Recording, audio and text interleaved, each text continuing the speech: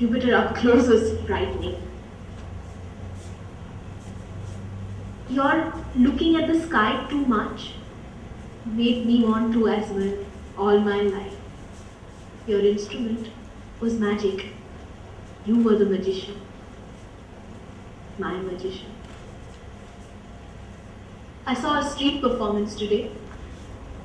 The earth was swinging on a string like a pendulum. A fool dressed like the Pope ducked his head to avoid being hit.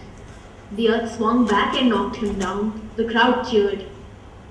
They called your name.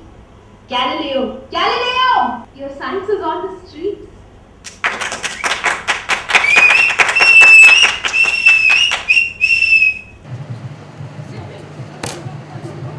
Ring up the battle call of duty, unfurl the flag of faith and toil. Redeem our soul's eternal beauty, a life of victors worthy spoil. You know this song? It's my school song. I went to the school which had really dark corridors and dark classrooms. And I remember the physics lab. It was at the end of this corridor attached to a classroom. The physics lab for me was full of dead, dry, boring, lifeless topics. And the professor. He would just go on and on and on. And I would be in class. I would be completely out of class. My body would be there, my mind would be out.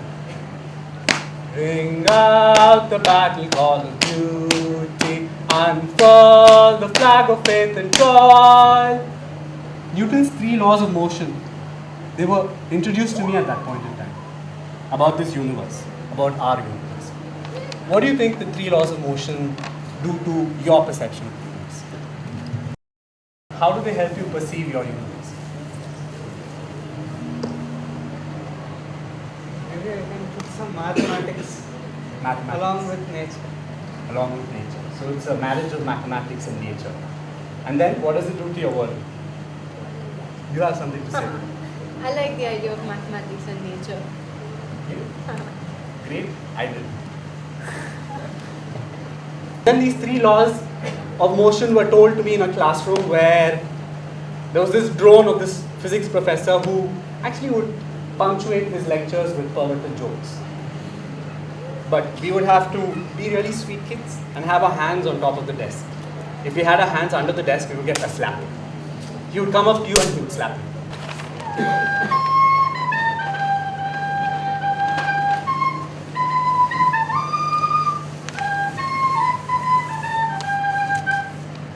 Edison? Keep up, Edison.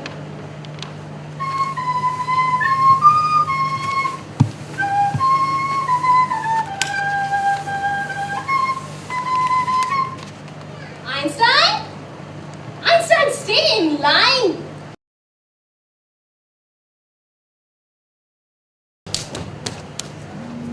I knew you would come. Why do you want a half-eaten apple anyway? I want an apple and I don't see any other apples. There's one there. Why don't you take that one? Where? That one. Fine, I'll take that one. Why do you want it anyway? I want an apple. What's so strange about wanting an apple? Oi, what are you looking for? An apple? You want an apple as well? Which one? That one. The sinful one. The dirty sinful one. What did you say? The dirty. No, shh. It's not allowed. It's forbidden. You don't say that word. It's the other apple. The other apple. The other one? That one. That's about to fall now. Catch it. Oh, Wait. oh.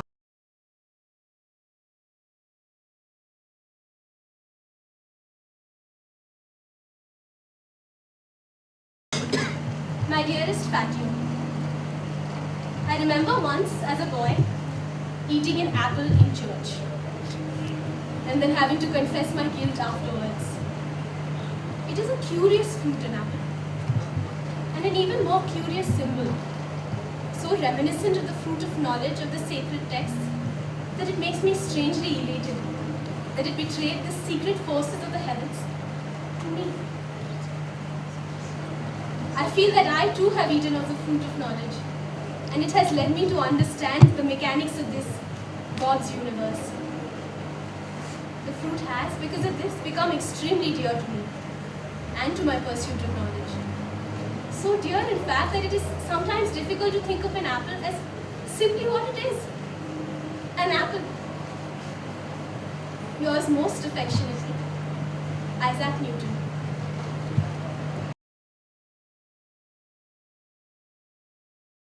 Give you a nice white background, and we take only this much of you. A No. nice white black suit and a white background. Lost. Oh, beautiful. Look Black ahead. and white image. White It background. won't. It just takes a minute. My turn. Oh, another one. Areva, suit, perfect. Nice. But what is this background? When do you all come in with your backgrounds? I'm a scientist. I carry my work wherever I go. So we're replacing all this with white background. No. Please. No, it's not just my work. It's also my temple. Temple? What? Temple. Are you a scientist? Are you scientist? And I'm Hindu. Sir, let's please just start. put a white background. You look very nice with your black suit, and the government would be proud of you. Look at it. Use Your the turn. floor.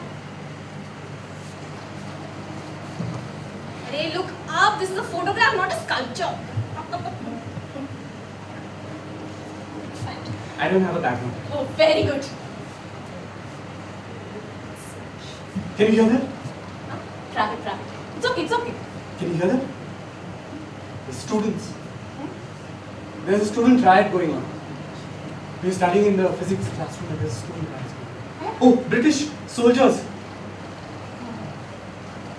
Who are you? They're saying independence. We want independence. What independence? British soldiers? Are you a scientist? I'm a scientist. Switch.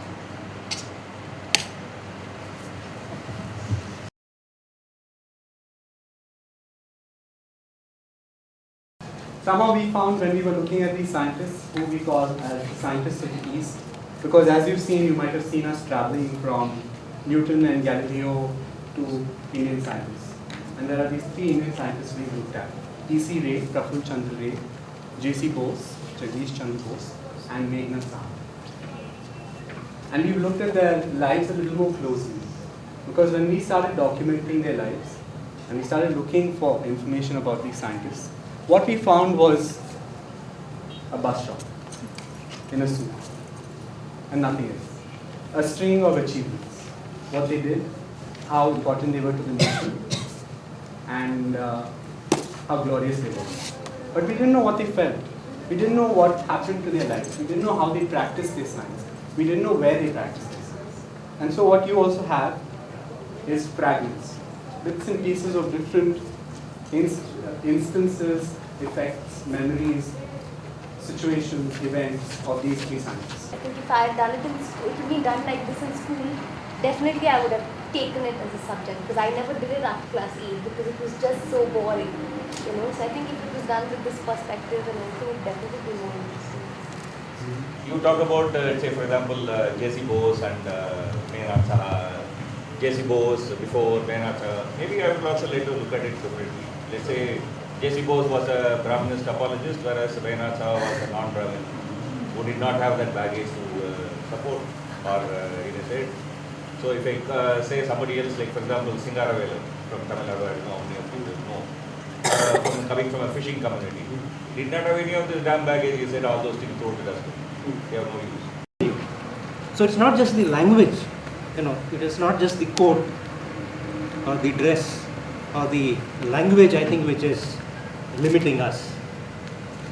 It is really culturally, in a sense, I think we are not really grown with science. And what we really need to break in education system is basically there. It's not just the language. For example, at this particular point, logistically, trying to switch to regional languages, it would be an absolute waste of time. I agree with her that scientific curiosity was very much part of our culture. It's not something that suddenly came down from the skies after colonialism. There are many pieces of evidence for it, the Delhi pillar and this and that and so on. And so obviously we lost something along the way. But I think the practice of science, I mean, certainly if you think about, if you say Newton's law or E equal to mc squared, it is true that whoever investigated that from whichever culture would come with the same Newton law. I mean, it's kind of inconceivable somehow that, you can think of some different culture which would come up with a different Newton law. That doesn't make any sense. But I think when one steps into more complex kind of scientific investigations, especially